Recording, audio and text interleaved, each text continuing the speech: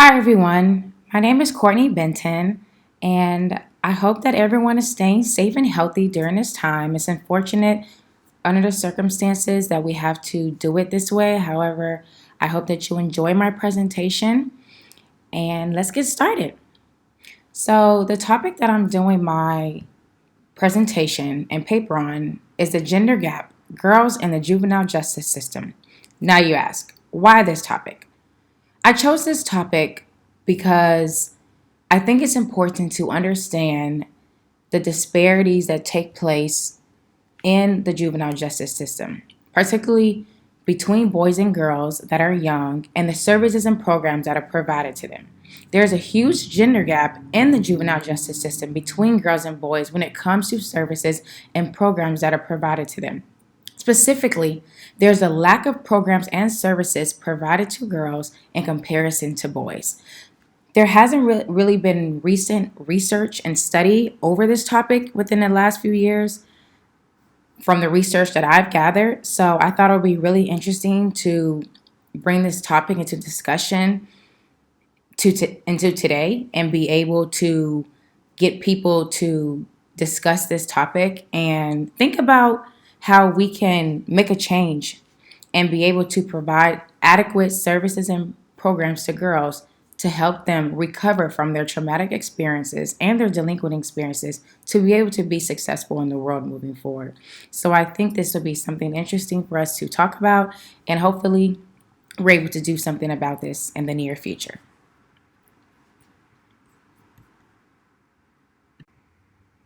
So I'm going to start off with an anecdote that I created, and it's called Monica's Journey into the Juvenile Justice System.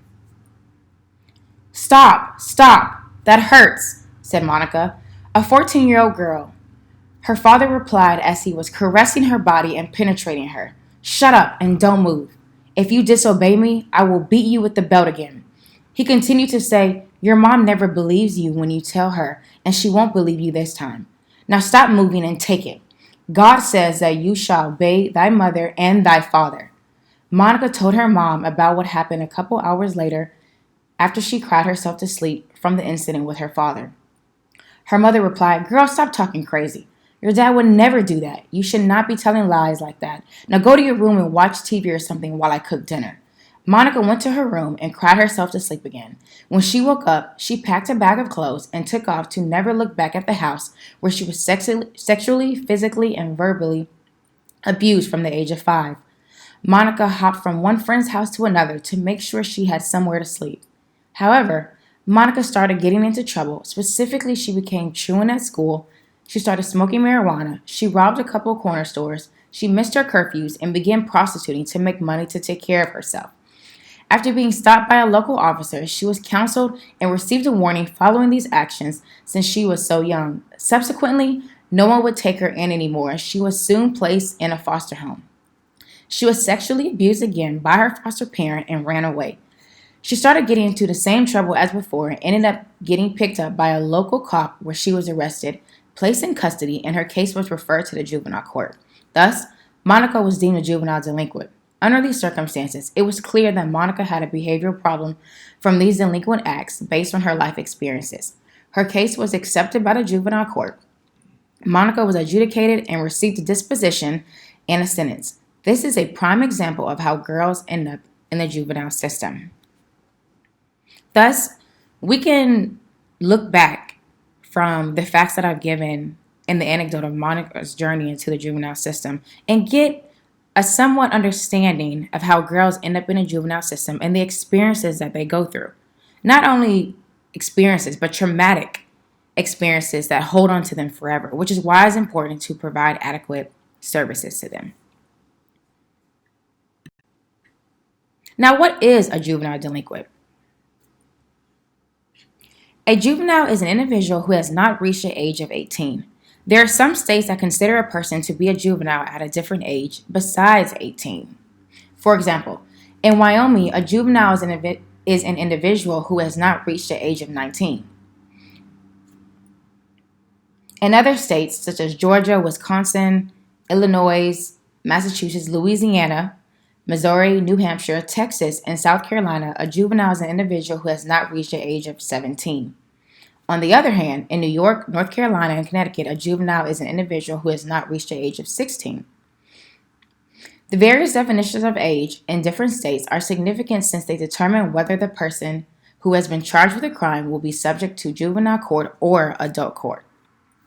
A juvenile delinquent is a young person who has committed criminal acts or offenses in violation of the law. Now, there are three classes of juveniles. Generally, juvenile courts have jurisdiction over these three classes of children: juveniles neglected or abused by their parents or in need of assistance from the state, juveniles accused of criminal conduct or delinquent acts, and juveniles accused of a status offense. For example, truancy, runaways, out of control persons, persons who miss curfew, and purchase of alcohol, cigarettes, or pornography. These are recognized as status offenses because they are offenses committed by young persons of a certain age. Thus, it is an act that would not typically be considered a crime if committed by an adult. If we refer back to the anecdote above, which I've given about Monica, Monica's case can fit into any one of these categories above based on her past experiences. Historically, the use of the term juvenile delinquent meant that a young person was found to be under the authority of a juvenile court. This encompassed young persons who were charged with status offenses and young persons who became wards of the state. However, the use of the word delinquent was not intended to be used in a derogatory manner. The literal meaning of delinquent indicated that there had been a failure of the parents in society to rear the child, and not a failure of the child. Moreover, while a child is held in juvenile court, the primary goal is to counsel and rehabilitate the child versus giving the child a hard time to serve. This is the primary goal of juvenile courts because juveniles are young individuals who still have ample amount of time to mature and develop into productive members of society. Additionally, there are concerns that minors should not be kept in adult prisons because of various activities which take place in adult prisons that a minor should not be exposed to and most times cannot handle. Therefore, when minors are held in juvenile court, they may go through numerous delinquency prevention and intervention efforts, which typically include locating the risk factors which contribute to delinquency, tackling those risk factors early, and producing effective mechanisms to offset the risk. Through these methods, the overarching goal is to reduce the juvenile delinquent population and to make sure young persons are becoming successful individuals in society. However, to meet this goal, there has to be a continuous analysis of the juvenile delinquent population, particularly examining it through a gender-based lens because girls require different needs compared to boys.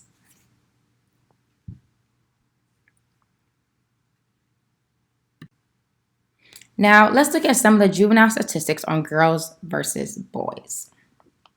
Overall, juvenile statistics have declined for males and females. However, there are still some significant disparities which need to be recognized.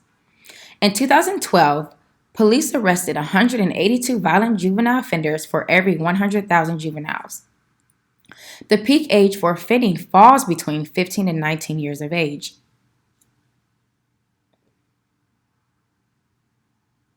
By 2015, the number of arrests involving youth reached its lowest point in 3 decades, 65% less than a 1996 peak, which was at nearly 2.7 million for arrests involving youth. Between 1996 and 2015, arrests declined significantly for males at 68% and females at 56%, but the patterns of decline were different. While the male population of youth arrests exceeded the female proportion across most offenses, arrests for prostitution-related offenses were an exception. Of the 600 estimated youth arrests for prostitution-related offenses, more than 3/4, at 76%, involved girls. Furthermore, delinquency cases and petition cases involving girls also reached their lowest point since the early 1990s, decreasing 43% and 44% respectively from 2006 through 2015. Within the last few years, juvenile cases involving girls were mainly for nonviolent offenses. For example, larceny, theft, simple assault, and disorderly conduct accounted for 50% of arrests and 56% of delinquency cases involving girls in 2015. Also, truancy offenses accounted for more than half, at 55%, of petition status offense cases involving girls. On the other hand, juvenile cases involving boys have mainly been violent for violent offenses, including rape and murder. In 2015, delinquency cases involving girls were less likely to be petitioned, adjudicated, or result in out-of-home placement than cases involving boys. So we can see, looking at these statistics, that there is definitely a disparity between girls and boys in the juvenile system and how they have been affected over time. But overall, juvenile statistics have declined. Yet it's important to still recognize the disparities between these girls and boys to be able to provide them with services and programs that will be beneficial to them based on their experiences.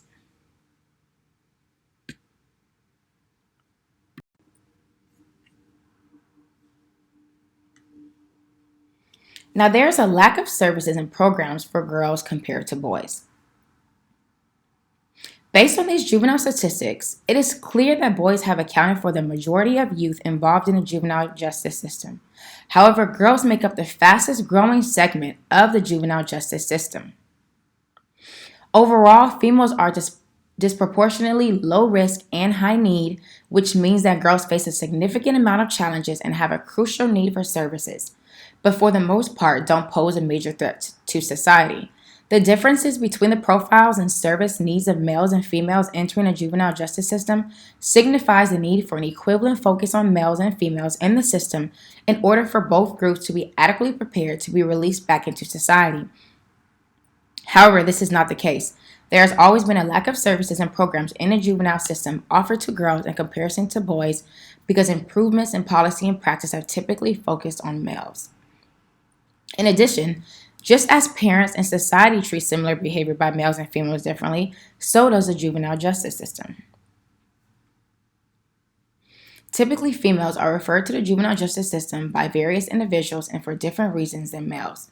Once females have entered the system, they are treated differently than their male counterparts. In addition, the current programs that provide treatment, which were created to rehabilitate juveniles, have been designed primarily for offenders who were male, which means that girls' treatments and rehabilitation needs usually are not fulfilled. If someone were to examine the profile of a male juvenile versus a female juvenile, one would find that the typical male delinquent is viewed as a violent offender who needs to be punished rather than rehabilitated. On the other hand, one would find that the profile of typical girl delinquent is different. As stated earlier, girls are more likely to commit nonviolent offenses. Females may get into physical altercations, however, they are less likely to use firearms or any other type of weapon than their male counterparts. Thus, with the lack of programs and services being offered to girls and boys, the system has not been delving into the reason for what has been deemed girls' out-of-control behavior or creating methods that would fix the behavior and change girls' behavior to one that would be more appropriate for society. Therefore, the juvenile justice system is ill-equipped to serve females effectively in the way that they serve their male counterparts. So it is clear that with this lack of services and programs in the juvenile system for girls compared to boys, girls are not being adequately assisted in their various experiences, and they're not being prepared effectively to go back out into society.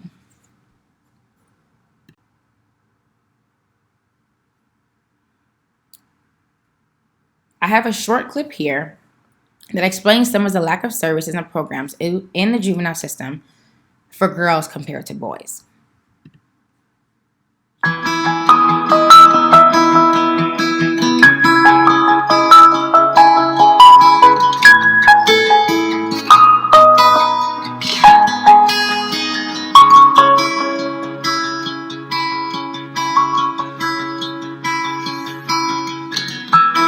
Today I'm gonna write a sad song, gonna make it really long, so that everyone can see that I'm very unhappy. I wish it wasn't always wrong, I wish it wasn't always my fault. that you're pointing has knocked me on my knees. And all you need to know is I'm so sorry. It's not like me. It's maturity that I'm lacking. So don't let it go. Just to let me know you're growing. It is important to be able to create services and programs for girls in the system so that they can be able to recover from a lot of their experiences.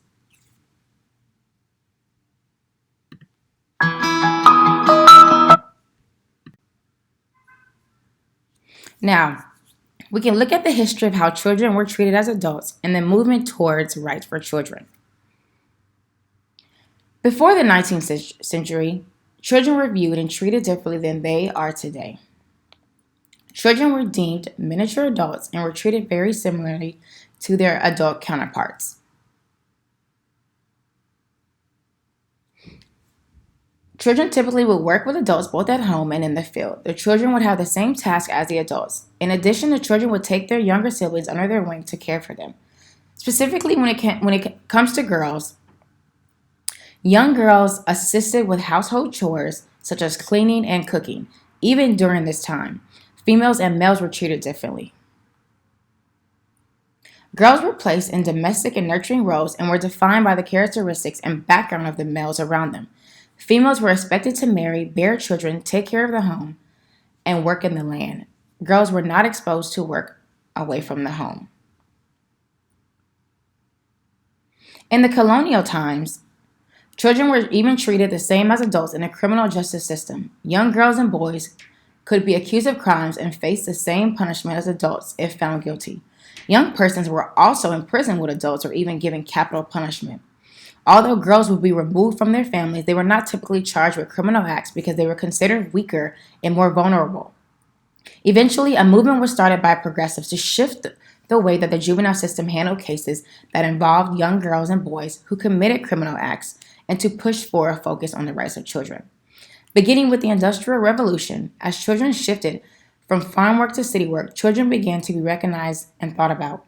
Policymakers, judges, social workers, and psychologists were beginning to acknowledge that the current system of having young girls and boys treated the same as adults was not effective. For example, Sigmund Freud began publishing works that pondered the influence of childhood on adult personalities. In addition, Jean Piaget produced a theory of cognitive stages for child development.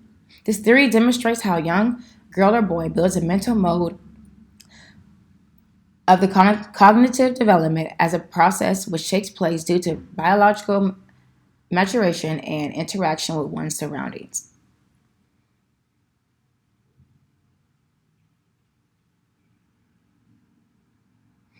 These scholars strongly believe that there had been a more effective way to help young girls and boys who committed criminal acts than punishing them and placing children in adult prisons. Juvenile courts were created in 1899 and people started to acknowledge children's rights and the differences between youth and adults. Treatment and rehabilitation can be efficient methods towards making life better for young girls and boys. Thus, the creation of the juvenile courts produced a significant change in the criminal justice system. However, the juvenile justice system had been created to control boys and to protect girls.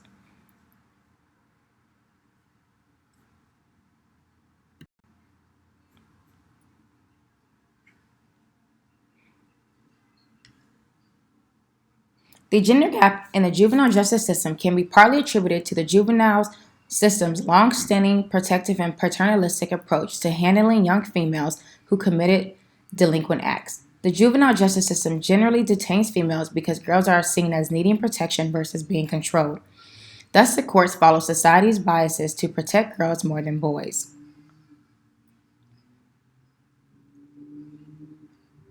Females entered the system to be protected from the evil forces surrounding them, and males entered the system because they committed criminal acts and society needed to be protected from them.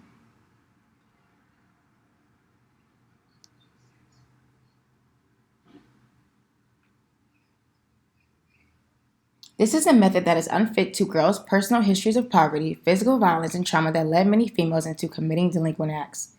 However, even when a juvenile justice system recognizes these factors, there are very limited options which are available beyond traditional arrest and detention. Some scholars argue that detention can be harmful to young persons and can lead to disastrous results for females. Females who had been detained were 5 times more likely to die by age 29 than young persons who had not been detained. For Latina females, that probability increased because they were 9 times more likely to die by age 29 than the general population. Detention is an exorbitant strategy to take since, in most cases, the crimes that females commit result from past trauma that is not being adequately addressed. Greater restriction is rarely the answer and cannot address the violence and deprivation underlying so many girl offenses. To reverse the growing gender gap, systems must create reforms that directly address the root causes of their behavior and provide an alternate, non-justice system path for girls' healthy development and healing. Thus, there has to be a clear understanding of the circumstances that can lead a girl into the juvenile justice system.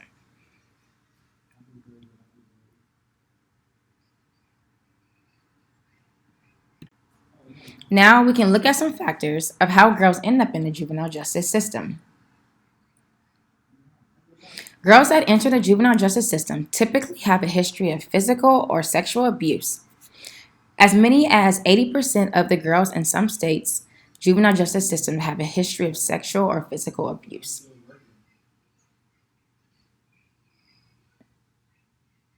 From an interview with Miss Pettigrew, who was 25 years of age and who spent years in and out of the juvenile justice system, mentioned that she was sexually abused as a young girl and repeatedly fled from abusive foster homes. As a child, her mother was addicted to drugs and her father was in prison. Miss Pettigrew expressed that at the age of 10, she began prostituting herself to men around the city by force of a man she met on her way home.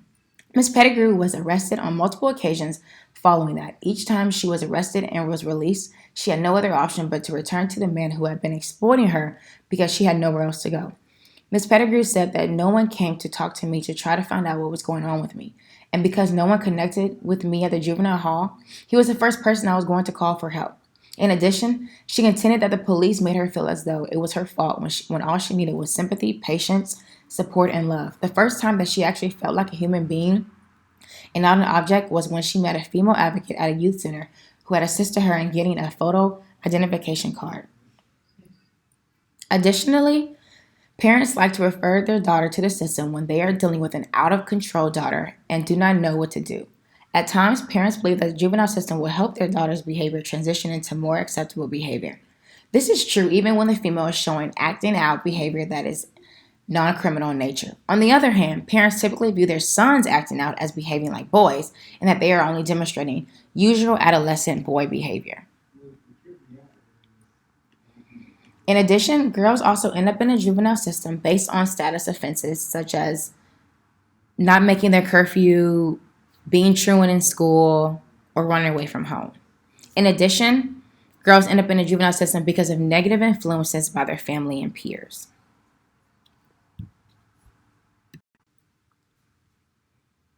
Now, let's look at some needs for girls for healthy development and recognizing the challenges that may put them at greater risk of delinquency. So for girls, there's a need for physical safety and healthy physical development. There's also a need for trust, love, respect, validation from caring adults to foster healthy emotional development and form positive relationships. There's also a need for positive female role models to develop healthy identity as a woman. In addition, there's a need for safety to explore sexuality at own pace for healthy sexual development. And last but not least, there's a need to belong to feel competent and worthy. So this is a list of needs that girls and women need growing up so that they are able to not be subject to delinquency. And with these needs, if these needs are met, they are able to foster themselves a prosperous life and be able to go into a positive direction. So not only do girls need this growing up to be able to live a life that's not delinquent, They also need this throughout the process of the juvenile justice process, of trying to get them back on their feet.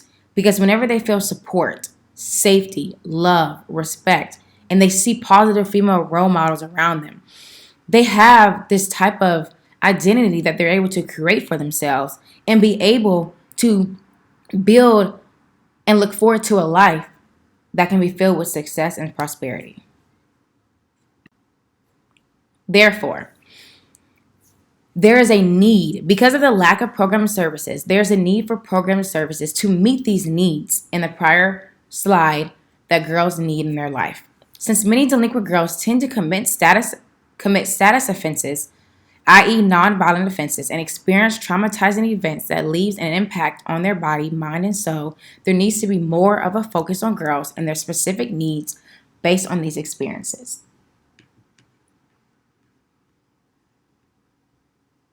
And Emily J.V. Weicker, a federal district court judge in Connecticut, recognized the right that girls have in the juvenile justice system when it comes to adequate programs and services, specifically mental health services. The judge expressed that it is essentially undisputed that these children are not getting timely and adequate mental health services. In fact, the evidence shows that their condition can and has become worse while being held in detention. That adds up to a violation of their 14th Amendment due process right to timely and adequate medical care.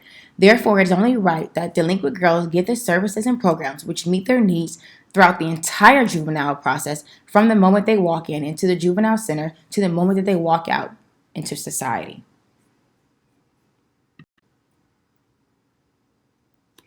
Some of the recommendations that can help go towards adequate and effective services and programs for girls in the juvenile system include mental health and trauma services, life coach services. There needs to be an implementation of a statute prohibiting the arrest and prosecution of females who have not attained the age of majority on prostitution charges. There needs to be an implicit bias workshop so that people that work with youth are able to put their biases aside when they're creating programs for them. There needs to be consistency with adults so that youth can create a relationship of trust and loyalty with adults in the juvenile system. As stated earlier, detention is not always the best method. However, if detention is being implemented, well, then these young girls need to understand why they're in detention, how they got to detention, and how they need to build a life for themselves that can help them get back on their feet and help them become successful. There needs to be more placement options for girls in comparison to boys, as far as whenever they are being placed somewhere outside of detention and they are staying with people or getting other services besides detention. Legislators need to continue allocating funds for programming in the juvenile system. Yoga and mindfulness programs would also be helpful for young girls, especially with a lot of traumatic experiences that they've gone through. If they'll be able to be in a setting where they can be relaxed and calm and be able to really think about stuff that they've gone through, this would be an effective method for them to be able to really release a lot of tension that they have inside of them from their experiences. Furthermore, gender responsive approaches will also be helpful as well.